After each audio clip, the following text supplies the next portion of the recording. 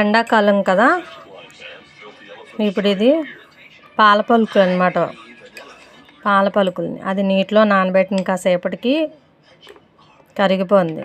కరిగిపోయిన తర్వాత అందులోనే కొంచెం సబ్జాలు కూడా వేసుకొని నానబెట్టుకొని ఉంచుకోవాలి.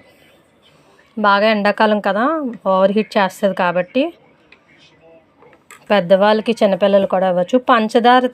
పంచదార ఎక్కువ శాతం ఇష్టపడరు కాబట్టి గ్లూకోజ్ కూడా వేసుకోవచ్చు. బాగా చలవ చేస్తుంది. ఈ ఎండాకాలం అంతా పిల్లల నుంచి పెద్దవాళ్ళ వరకు తాగొచ్చు.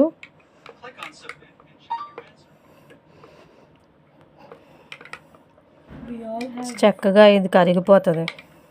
కరిగిపోయిన తర్వాత ఇలాగ చక్కగా సబ్జాలు వేసుకొని అందులో గ్లూకోజ్ వేసుకొని పంచదార వేసుకొని తాగుతాం అనుకున్న వాళ్ళు వేసుకొని తాగొచ్చు.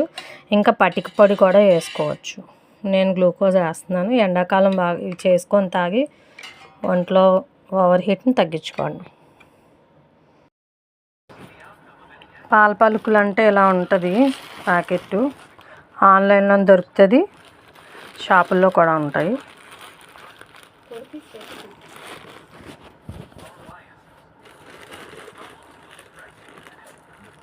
ఇంకా ఇలా వస్తుంది. అది ఇలా నానబెట్టుకుంది.